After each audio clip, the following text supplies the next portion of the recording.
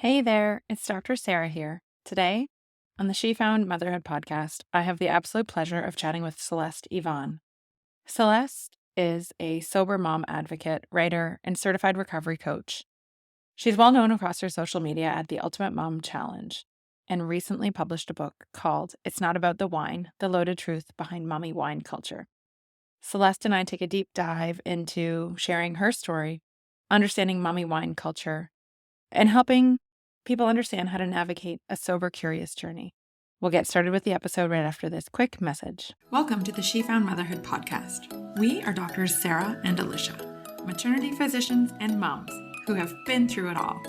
We want to empower you with knowledge so you can have the best pregnancy, birth, and postpartum experience you can. She Found Health and She Found Motherhood is meant for general medical information only. The content of this podcast is not intended to be a substitute for professional medical advice, diagnosis, or treatment. This information does not apply to every situation. If you have questions or if you've received different advice, please contact your healthcare provider. Always seek the advice of your physician or another qualified health provider with any questions you may have regarding a medical condition.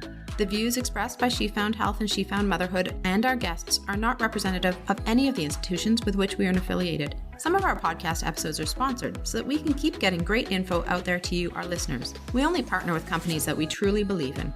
Some of our links and suggestions may be affiliates, and we would appreciate you using them to help fund this important work. Now let's get to it. Good afternoon, Celeste. Welcome to the She Found Motherhood podcast. Thanks, Sarah. I'm happy to be on here. I'm so happy to have you. We dove right in, and I would love if you could just tell me a little bit about you, your story, and what brought you to our podcast today. Sure. I grew up in a home of addiction. My dad was an alcoholic my entire life. He passed away recently, but he was a very high functioning alcoholic until he wasn't. And when I was 15, I was a freshman in high school, he had a stroke and it severely disabled him for the rest of his life. And I always look at my childhood as before the stroke and after. Like that was very much a sliding doors moment in my life, in my family's life, certainly in his life. And you would think I would go into my adulthood steering clear of alcohol because I saw firsthand the harm. And yet, the angle I took was I know exactly what not to do.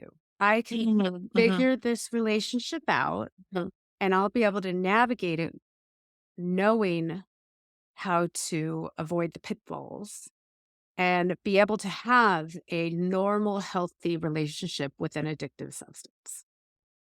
Of course, anybody who knows my story knows what happened. I never really had a great relationship with alcohol. I always went in pretty hard.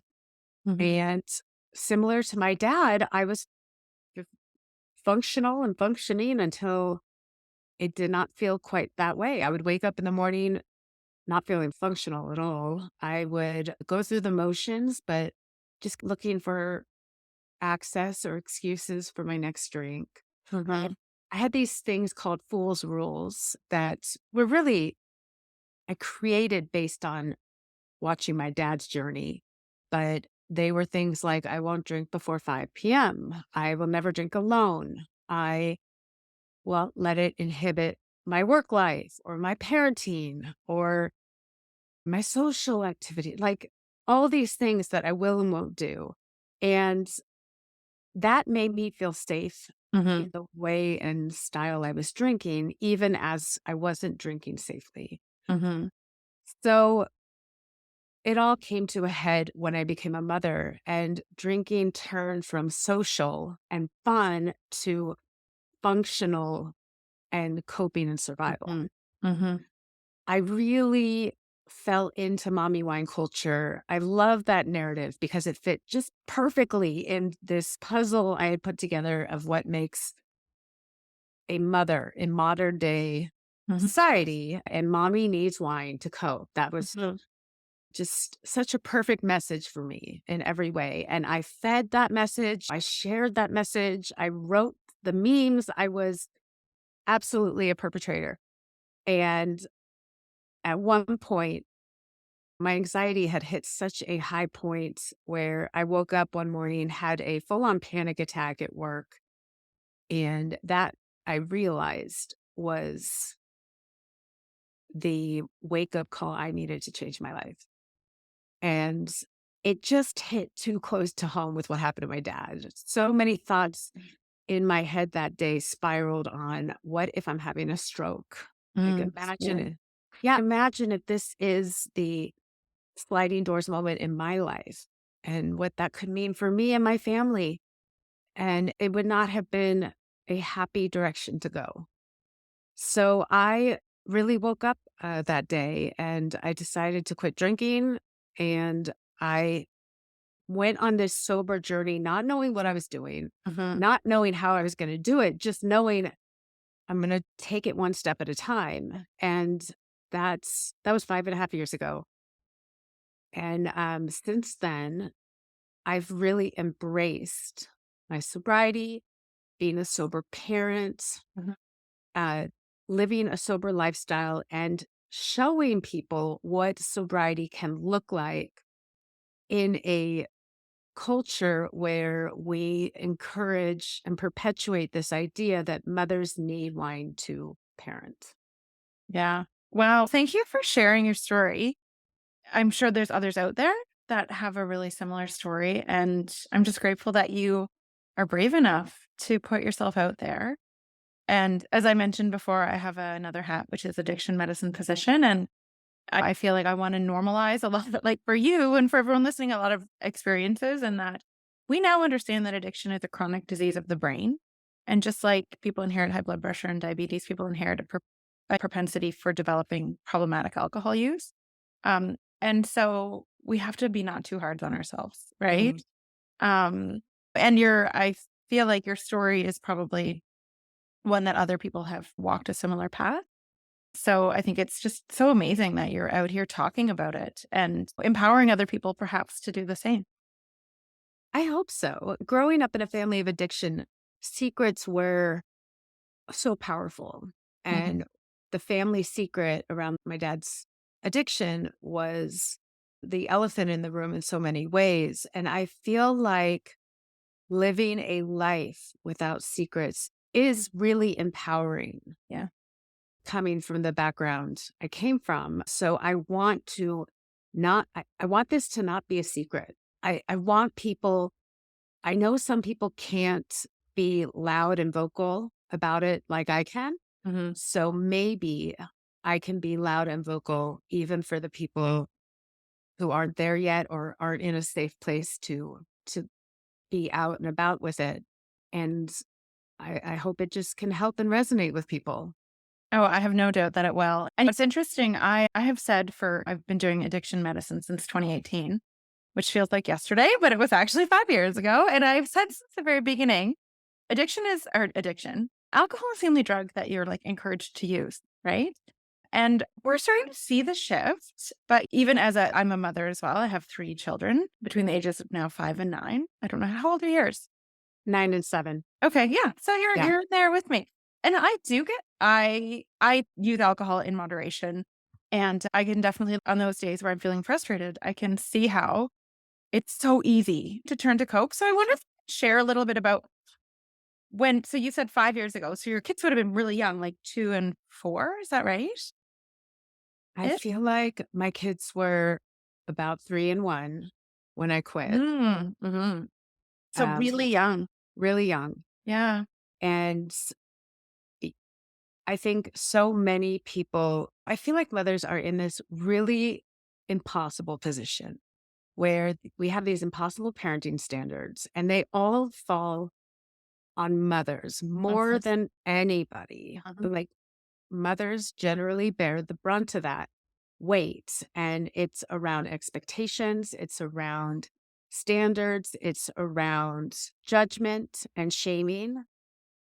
Like mothers get to carry all of that. All of it. And for better or worse, and more often than not for worse. I think about stuff that I have to deal with in our home right now with my family. And my husband is an active participant. He is an active father. He carries his mental load. And yet, I heard somebody call it dad privilege. When the shit goes down, it goes down on me more than Mhm. anyone because societally, mom is to blame. And Mhm. I just feel like that happens over and over again. And that's with an active dad. Mhm. So, I'm already like one up on a lot of women in traditional households, but it's just a really hard position to be in. We're carrying the weight. More women and mothers in traditional partnerships are carrying the childcare and the household labor in that relationship. It's still mostly falling on the women. And we see that over and over again. So, yes, they are carrying the mental load. They're exhausted, they're overburdened, and they turn to something as a crutch because Mhm. it feels like there's no other choice. Mhm. I remember my own experience and thinking, now don't take alcohol away from me. That's literally the only thing I've left. Mhm. Body's been taken from me. Mhm. My hopes and dreams of a career has been taken from me. My health has been taken from me. Like so many things. Don't tell me I can't have wine on top of that. Mhm. So I know the desperation that comes with that when I still thought alcohol helped, when I Yeah. still thought it was serving me to some capacity. So I've been there. I remember the desperation. I remember the frustration and I remember the feeling like there was no hope. So all I had Mhm. was my wine to look forward to at the end of the night. Not realizing now I can look back and see how much that was sabotaging Mhm. everything and any chance of hope at making things better. And I think I see so many other women doing this. I'm a recovery coach and I host recovery meetings, and I see how often mothers drink at their frustrations, at Mhm. their sadness, at feeling like they lost their identity. And when there's when it feels like there's really no changes you can make on your day to day, you just start to drink at the feelings you're Mhm. feeling in the hopes that you can just quiet it down, tone Mhm. it out a little bit, because it genuinely feels like there's no other way to survive. Yeah, and it's not uncommon, right? We hear this. We hear people sharing their stories and sharing their experiences of how challenging and isolating parenting and motherhood is. And so for somebody who is maybe thinking about that cutting back or quitting alcohol, but is worried about it helps with my anxiety, it helps me not yell at my kids in the evening, it helps me fall asleep. What sort of would you share with them in terms of like strategies and resources and skills to start building so that they can lean on something healthier to cope than alcohol? Yeah, when you are born and live in this world we live in where alcohol is put on this pedestal, where alcohol is the only drug we need to explain not using, it's the cheapest, most popular drug for adults in America. You grow up thinking alcohol is a harmless, if not Mhm. necessary, Mhm. part of being in this society. So I would say the first step is to break through these myths we have created around what alcohol is and what it does. And that really looks like debunking a lot of things we once thought were true, like alcohol helps with anxiety. Scientifically, we now know Mhm. that is false. It actually makes it worse. Yeah. Yeah, I remember when I learned that alcohol was a depressant for the first time, I was like, you have got to be kidding me. I have been taking antidepressant medication for 20 years. I know. And then They're swapping it canceling each out. other out. Yeah. Exactly. Like, what? Yeah. Just when I started learning about what I thought alcohol did versus what it actually does, Mhm. that reframe is hugely supportive for somebody who's ready to take another look at their Mhm. alcohol, or they're starting to see it from a different perspective that maybe it's not as helpful as they once thought it was. That's the time to get curious. That's the time to start digging in and saying, I wonder where else alcohol is sabotaging me in ways I thought it was helping me. Mhm. And I think about books that completely debunk those myths, like This Naked Mind by Annie Grace. That was such a huge moment of turning the narrative around for me Mhm. to what I thought versus what is actually happening in my brain when I'm consuming an addictive substance over and over a period of time. Mhm. So that's where I would say to start is to get curious because we have so many incredible resources right now available to us to learn more about Yeah. alcohol and its effects. And it doesn't have to look like traditional recovery methods that we once had as our only resource. So, getting curious, doing the education and research, and looking at communities. There's sober, curious communities out there. Yeah. It's really cool to see. It's very exciting, especially as somebody who's 5 years, five Mm. and a half years sober.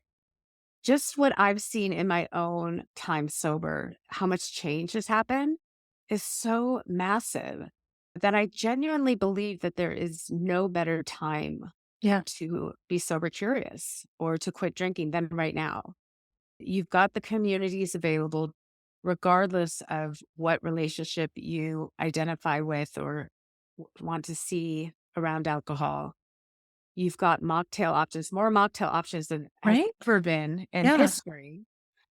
And people, and then you've got the labels. Just even the vocabulary around sobriety is changing. Words like sober curious, Mhm. gray area drinking, quit lit, mocktails. These are Oh all, my God, I'm loving this. it's new vocab Yeah. Yeah. that's just propped up in less than Yeah. 10 years. Yeah. Dry January. These are all things that Mhm. are popularizing and making it easier to be curious about sober living without feeling like you have to explain yourself, Mhm.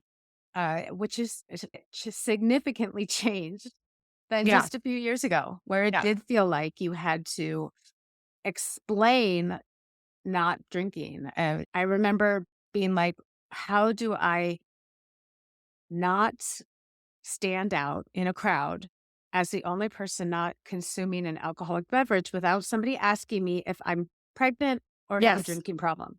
Oh my gosh. I literally, while you're saying this, I'm like thinking, like, I'm coming towards the end of, but being a reproductive age woman, if I don't drink, people think Yeah. I'm pregnant. Right. And it's just like this terrible stereotype. And it's interesting you say that too. I was at this event planning for a fundraising gala, and I said, we need to offer non-alcoholic champagne and alcoholic champagne side by side, right? In the same glasses so that people don't know what each other are drinking, but that you just make the option available because so many people have problems with alcohol use, but they don't want to be public about it. So Right. the normalizing of non-alcoholic beverages, mocktails, de-alcoholized wine is amazing.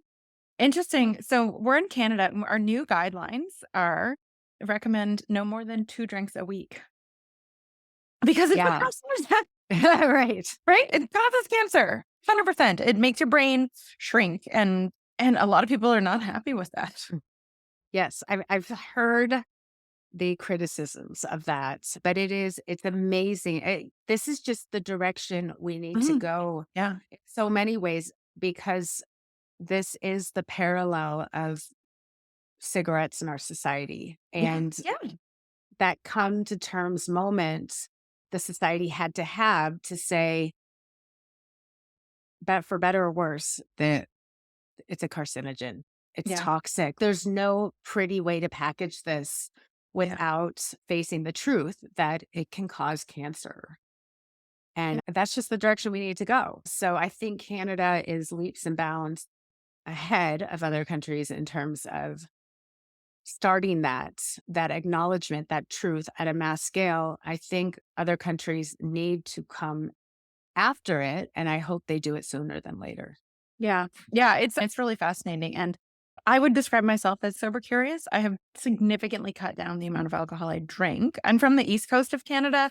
I'm not sure if you're familiar with their landscape, but drinking culture is really heavy out there. And then just as becoming a mom and being more active and realizing that it's really not helping in any way. And so I wonder if you would comment a little bit about people like myself who maybe don't identify as like having a problematic relationship with alcohol, but are maybe sober curious because they're like, if it's this bad for me, I only drink a few times a week, but how would you counsel them or offer suggestions and supports about how to pursue that avenue? I think it's a conversation a lot more people are having for all these reasons, Mhm. uh, just even, I'll tell you since I've quit drinking in my family, my extended family, they have a lot of parties, they do a lot of things. They now offer a lot of mocktails and Mhm. non-alcoholic options at these parties because I have encouraged it, but they also have been encouraging me. Mhm. And as a result, I feel more included. They are being more inclusive. And I cannot tell you how many times I'm at one of these parties and I see multiple, if not a half dozen people also drinking the non Yeah. alcoholic options available because they're available. And I think that is so awesome that if these options are more readily available, I genuinely believe people are going to be more inclined to check them out. Yeah. They also taste better than they ever have, which doesn't hurt anything. Mhm. But I think this is what is encouraging the curiosity of it, right? It's looking at somebody drinking a non-alcoholic beer, saying, "What is that? I Mhm. want to try that. Does that taste good?" Then you have a conversation, talk about how good it is, how this is my favorite brand, whatnot. And all of a sudden, you've got somebody who would have otherwise probably went for one of the alcohol options, checking out a non-alcoholic option. I think it starts with more inclusivity just at Mhm. home, at parties, having the non-alcoholic Mhm. champagne option, making that available, and then talking about it more openly, having these conversations. But for people that want to know what the next step is, they don't have a drinking problem, but they are genuinely curious, I would encourage them to start with 30 days alcohol free. Mhm. Because after 30 days, from reports and science, it shows you can really see and identify genuine uh, benefits that's Mhm. coming from abstaining from alcohol for that period of time. Not only that, but 30 days is a good number of days to start creating new habits. Mhm. So all these things are working to your benefit. And after 30 days, do a little data research study where you say, let's sit down and see what feels different. Has my sleep improved? Mhm. Has my energy improved? Mhm.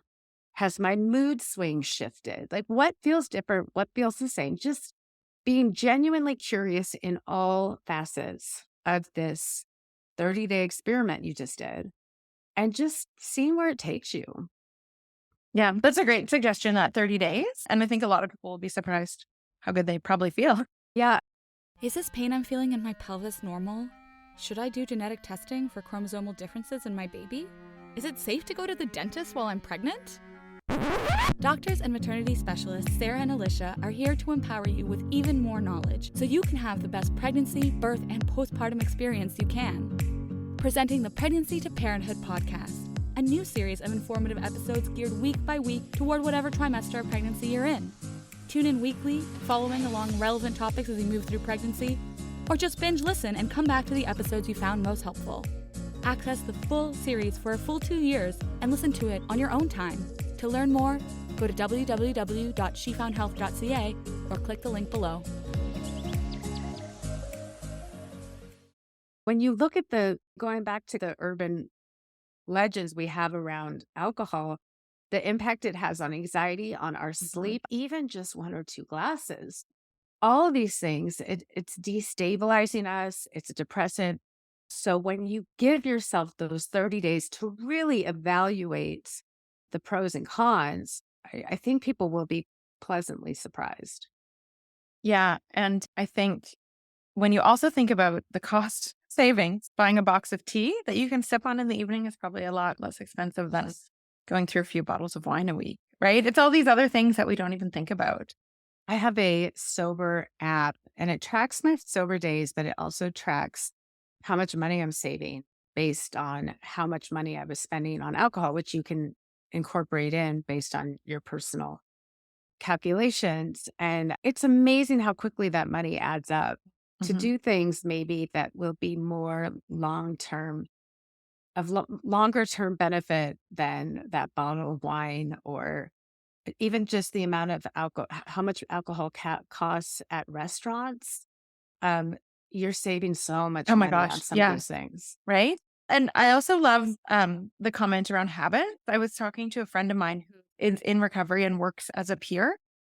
And he said he has this distinct memory of being like, I don't want to drink this and drinking it anyways, Mm. because it's just so habitual and routine. And so if we can break that and create new healthy habits in the evening, going for a walk, having some tea, taking a bath, like other coping, I'm doing my quotations, coping mechanisms or small sort of like activities and rituals you can do that are good for you.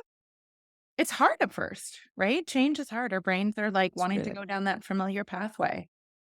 That's why the first couple weeks of sobriety are the hardest for people in recovery, because changing those habits is really uncomfortable. Mhm. But that's the power that comes with even just starting with 30 days is like we can see now scientifically, we are rewiring our brains when we make Yeah. those kinds of changes and stick to them for a series of time as little as 30 days. I look at books like the Atomic Habits book and stuff like Mhm. that. And it's really exciting to see that even regardless of how old you are, your brain still has this incredible ability to be malleable and change accordingly. At the same time, I talked to women in recovery. We were just talking about this today about how we have to give ourselves so much grace, because if you have a 20-year relationship with alcohol, Yeah. it's not going to change overnight. Your thought patterns are. If you feel triggers, or you just feel like you're not moving fast enough, or you wish you felt the benefits sooner than you are, you have to recognize this, that the best stuff, the good stuff in recovery does take time, Mhm. and big things are happening, but you are also trying to rewire a very long period of time and habits. Yeah. Yeah. Yeah. And in a culture where we're still pretty heavily entrenched in not, I wouldn't say promoting, but our guidelines have changed, but our behaviors and our culture hasn't yet. And that's just in Canada, where I think apparently we're very ahead, even though people don't like it. I'm curious, yeah, now that those guidelines are in place, what's the conversation like? Are people just mostly angry about it and no real change taking place, or are people starting to rethink the conversation? Yeah. My experience is unique because I primarily work with people who have identified themselves as having problems with substance use. And I work with pregnant people primarily. And I think in that population, there's a significant awareness that it's problematic. But I think in the general public, it still hasn't really been accepted that those guidelines are actually reasonable. I think it's still, that's ridiculous. That can't be right. Because it went from, I think it was like 12 drinks for a female in a week down to 2. People are like, oh, that doesn't make sense. Right. Yeah, that's a huge Yeah. difference. Yeah. When you compared it, and it's funny because I have never had this thought before. You said it today, but when you compared it to cigarettes, I was thinking of, oh my gosh, when I grew up, I'm in my 40s. There used to be like a smoking section in a restaurant. And when you went out to a club, you just the smell of the smoke coming off your hair, right? When you showered. And Mm. smoking was so prevalent and so accepted. Um, Yeah, it and was it's everywhere. You used to be able to smoke on planes. yeah. And you're probably right. That's probably where we're going with alcohol. We'll be like, you used to be able to drink alcohol on an airplane. Yeah. I hope we are. I truly do, because I think now we have such a recognition that there's no safe amount of cigarettes to smoke, that even in moderation, smoking cigarettes isn't healthy. These are all the things we know factually about alcohol, too. Yep. We're just not talking about it Yeah, from a social standpoint. totally. And it's interesting. When I work in the hospital, people come in and I interview them around their substance use. And they're like, oh no, I don't use drugs. I just drink. And I'm like, alcohol is a drug, but it's not accepted as a drug. It's a social, pleasurable beverage. Separate it, we soften it, and it feels less dangerous Yeah. as a Yeah. result. And it's interesting because I care for pregnant people who use a variety of substances, more so things like illicit, like opioids and cocaine. And I'm always like, oh, at least don't drink. That's terrible for the fetal brain. Alcohol is much worse for fetal brain development than some of those illicit substances that people think are so horrific. We know And how it's terrible so it is. counterintuitive because when I was pregnant, before I had even considered that I had a drinking problem, Mhm. there was almost pressure on me to drink Mhm. because 1 or 2 is fine. I remember being at a wedding and somebody being like, you can have a glass of wine. And it was just like, but why? Why is there this cultural conditioning that people just need to be drinking? Like, why does it make people so uncomfortable to Mhm. see someone not drinking? Mhm. It's Yeah. just, these are the ties I feel like we need to turn. Yeah. And I think it starts with conversations like this. And we have a wide listenership, and this is not an addiction focused podcast. So I think it'll help start people thinking about this. And in particular, people generally cut down significantly on alcohol when they're pregnant and newly parenting. So what an opportunity to continue on that, like that relationship, right? It's such a great opportunity. And in fact, I see it a lot I'm a host of Sober Mom Squad, and I have been for the last 3.5 years. And I host meetings a couple times a week with anyone who identifies as a mom and is living or exploring alcohol-free living. And pregnancy is such an awesome time Mhm. to start this new habit Mhm. and to step into what Laura McCowan would call the pregnancy principle, which is where you take care of your body in a way that is nourishing and nurturing because you've got such an important thing happening inside of your body when, whether or not you're pregnant, you still have important things happening Yeah. to your body. So if you could treat your body and nourish it like you're pregnant all the time, just how magical that can be for somebody in recovery or somebody who's sober curious. Wow. That's such a beautiful sentiment. I love that. It's one of my favorite descriptions for, Yeah. and it's so true. I think when somebody's newly pregnant, they do a lot of things differently. Yeah. And they are more likely to listen to their body and say, I'm tired. I'm going to take a nap. I'm cold. I'm going to go back inside. They're Mhm. very caretaking in a different way. Mhm. And if you took that angle and treated your body like that all the time, just imagine the implications that could have on your health and your wellness. Oh my God. What a beautiful message. I Yeah, love so that. that's Laura McCowan, and you can Google it, Laura McCowan, The Pregnancy Principle, and she has a beautiful post on it. Oh, very cool. So I was hoping you could share a little bit more about, if people are curious and want to learn more from you or about you. I understand. I have not read it, but I believe you've written a book. Is that right? Yes, I wrote a book. It just came out 2 weeks ago. Oh, I know. congratulations. Thank Huge. you. All right. So it's called It's Not About the Wine, The Loaded Truth Behind Mommy Wine Culture. And I'm showing you this because my 7-year-old has marked it all up with and mark, just as a reminder that I'm still mom at the end of the day. Yeah. So it is about, it is what it sounds like, but it's basically about how mommy wine culture is a symptom of these bigger issues that moms are battling, and how if we really want to help mothers and support mothers, we need to get to the root of the issue.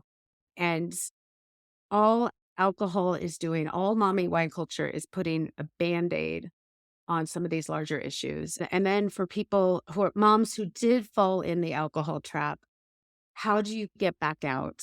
And what can that look like? Yeah. Oh, wow. That's amazing. I'm actually going to order it and read it. And I hope other people do the same, because I think it's a really important message that should be out there. And then can you tell me a bit more about the Sober Mom Squad? Is that what it's called? Yeah. Sober Mom Squad started in the pandemic. My friend Emily Paulson started this community for moms because when the pandemic hit, all the recovery meetings shut down overnight. Yeah. And yet, Yeah. remember, liquor stores stayed open? Yeah. Yep. And then they started offering drive-through and pickup services. Anyone in recovery at that time probably was pretty frantic. I know I was.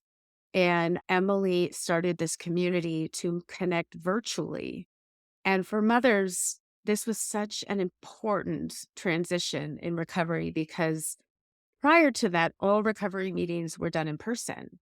So to have to find somebody to watch the kids for someone in early recovery to go to regular, if not daily meetings was very hard.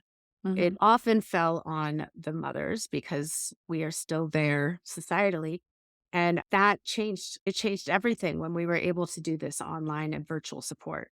So the Sober Mom Squad's still going strong. I still host a couple meetings a week. And it's for anybody who is sober curious or realizes they need to get out of the alcohol trap and they identify as a mother. And there's a lot of us. Anybody who feels like that, you're not alone. So many people are in that same place or have been. And there is nothing more empowering than hearing your own story told back to you from somebody who's on the other side of the country or in a very different place. It's to be able to have and find that community has been so impactful in my own recovery. And I know it's life-changing for so many others. Yeah, it's amazing. And I think community, you touched on that, like just the value of community and like-minded, being with like-minded people, especially when you're on a recovery journey, because life is hard. Like life is really hard. And the easiest coping tools we have are the most harmful ones. So building a community and building skills and supports and having people to turn to when you're going through these hard times is really what it's all about. Yeah, it's been so transformational for myself because I've done recovery both ways. I've done it without a community and I've done it with one. And I would, if I could go back and do it all over again, I would have looked for a community much sooner because I was still able to get through those early days, but it didn't have to be as hard as it was. And knowing what I now know, that would have been the biggest change I would have made. Yeah. And now what would you say if there's someone listening and they're like, oh, I think this sounds like me and I want to come to a call, but they're nervous, right? They're worried. They're actually not sober yet, or they don't want to be judged, or all these other excuses for telling ourselves. What words of wisdom might you partake on them? I think the biggest thing I would say is you literally have nothing to lose when you don't drink and have everything to gain. You never regret a day you don't drink. And I will tell you something I write about in the book is my biggest parenting moments were never made better with alcohol. And I can never go back and relive those milestones with my children without the 2 or 3 glasses of wine that kind of took over my brain for them. And if you are drinking to numb out the hard parts of parenting, you will inevitably be numbing out the magical moments too. Yeah. Yeah, it's so true. Celeste, thank you so much. I've just loved talking to you. Before we sign off, I would love for you to say where people can find you, social media, website, where they can get your book, how they can find your recovery squad, et cetera, et cetera. I'm on Instagram and Facebook at The Ultimate Mom Challenge. And you can get my book anywhere books are sold except audio. There's no audiobook at this time, but the book is called It's Not About the Wine, The Loaded Truth Behind Mommy Wine Culture. And you can find me every Wednesday or Friday at Sober Mom Squad, sobermomsquad.com, and check us out there. And if you are curious about a community, but you're not really sure if it's the right fit, you can just pop on to our free Wednesday meeting at 10 a.m. Pacific. You turn your camera off. You don't have to use your name and just be a fly on the wall. Yeah. I gotta say, like I mentioned, I work with a number of peers, and the recovery community is just an incredible source of support and non-judgmental being. So I love that invitation, right? Just come. We don't have to know who you are. You can just come and listen. And I so appreciate you sharing that. Yeah, no, I hope that my story will help anybody who feels stuck because it wasn't until I learned a different way to do it that I found a better way to parent, a better way to live, and hope in a sense that I could never have otherwise found. Yeah, I have no doubt that it will. And I'm so grateful that we were able to connect today. And we'll be sure to link your social media and your book and all the communities you spoke about in the show notes below so people can easily access them. Wonderful. Thank you. Thank you so much. Have a great day. You too. Thanks for listening. Make sure to check out our website at www.shefoundhealth.ca and to sign up for our community for weekly bump blasts. Make sure to check us out on Instagram or Facebook at she.found.motherhood and head on over to your favorite podcast app and leave a review and a 5-star rating. If you enjoyed this podcast, take a pic of yourself listening to it and share it on social. Make sure to tag us on it so we know to keep making them.